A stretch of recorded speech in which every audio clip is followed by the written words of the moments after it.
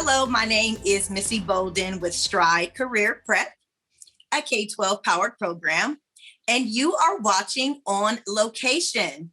This is our new weekly show where we just check in with working professionals from all walks of life, and we talk about their journey as they are developing, thriving, and just really figuring things out on their career journey. And they are here to help you maybe catch some great advice. Today, I have Kristin Kirkpatrick. She is the executive director for Together We Grow, and that is at Colorado State University. And she is actually working in agriculture, which is one of our pathways. So we always are excited to talk to people who are in those career fields, able to give advice to our students and really lifelong learners. Welcome, Kristin. Thank you so much for joining us today.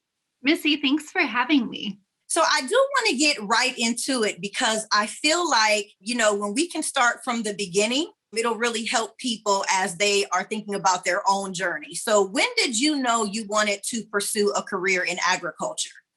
My career has not been linear at all, and doesn't make sense as like A to B to C in any way, shape, or form. I've just always been curious about things and then said yes to opportunities as they came my way. So I've always been really interested in health. Originally, I was really interested in health in kids. And the more that I learned about health impacts with kids, the more I learned about disparities, the fact that we don't create the same opportunities or outcomes across the board. And that led me to be really interested in our systems and how we create systems for healthcare or food or transportation or governmental policies, and how we shift those systems so that more people have more opportunities. And so I was always really interested from that health lens and how people engage in physical activity and healthy eating. And so I've gotten to work as a transportation planner in local governments and at the federal level, thinking about how we change our transportation systems to thinking about people and not just about cars, because people are a lot more complicated and have a lot more things going on. And then on the healthy eating side, a lot of my work was on local food systems. So how do we have access to fresh, healthy foods in communities where we don't have grocery stores or where we're missing some really basic infrastructure that allow people to have the same access and opportunity across the board. And now I get to work thinking about our global food system and still thinking about that equity piece. So how are we creating opportunities or not for food security and sustainability, and being able to make sure that we're really letting people thrive because we've done the back end work to create more opportunities on the front end. Yeah, and what would you say has been the biggest surprise or maybe turning point in your career? And then what did you learn? I learn something every day because I have been the first person to inhabit every job that I have had. And so I am constantly making it up as I go. And so I think that it became clear to me, I was really interested in this emerging career between public health and city planning. And that was a new sort of merger of interests that existed when city planning first came on the scene, because city planning first was established as a way to really prevent infectious diseases by thinking more strategically about where we put our industry versus where people are living. But then we sort of forgot about each other for a century or so, and then got back together and said, hey, there's something here that we need to be thinking together.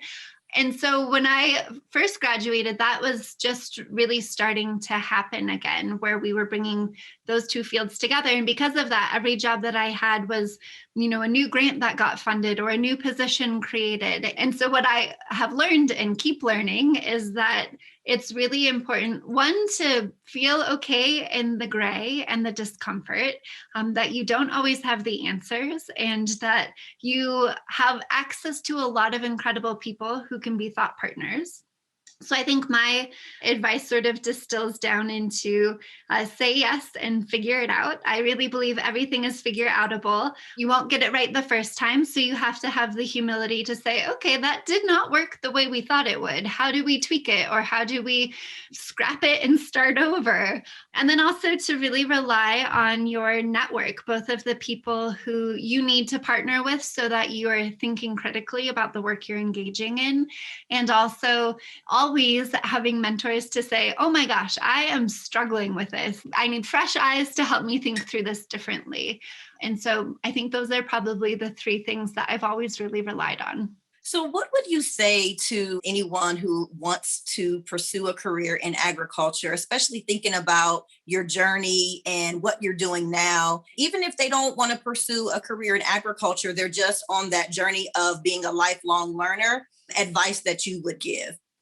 One, I hope that you decide that your passions find yourself in the food and agriculture space, because most of my time I'm thinking about our future and the challenges that we face. And we face a lot of challenges, and we need bright, passionate people to bring their talent and help us come solve these challenges. So I think one, no matter what you're interested in, if you're interested in data analytics or business or communications or statistics or science, we need all of those things in agriculture. So one, to think about agriculture really broadly, whatever it is you care about, we could use you in this field. And two, I think that when we dream about our futures, we usually dream about what we know that exists. So maybe open yourselves to the possibility that your future, whatever it is that you're doing, maybe it doesn't even exist right now. So to dream big and bigger still and see where you end up. Because I think that one thing I am absolutely confident of is that this generation of young people has such incredible skills and such incredible passion. Your understanding of the world is incredible. And when you come to be the solution in our organizations, I'm so excited for the impact that you guys create. We need you, and I'm excited for when you get here. I do want to just point out three things that really stood out. I do this on every show. It's like my little recap. I loved when you said your journey hasn't been linear. Mine has not been either. And I think a lot of people find themselves getting discouraged if they're not just on this straight line. So not being on the straight line is okay, keep going. I love that you said everything is figure outable, and to just say yes and figure it out. And then last, that you don't have to feel like you can't go into any particular field. The field of agriculture needs everyone. Like you said, no matter what your interest is, you could land in that particular field. And like you mentioned, people are needed, especially this generation.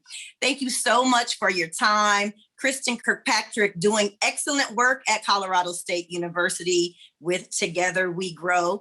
I hope that you come back and join us again. I do like to follow up with our guests. And again, thank you so much, Kristin. Have a great day. Missy, thank you. Bye.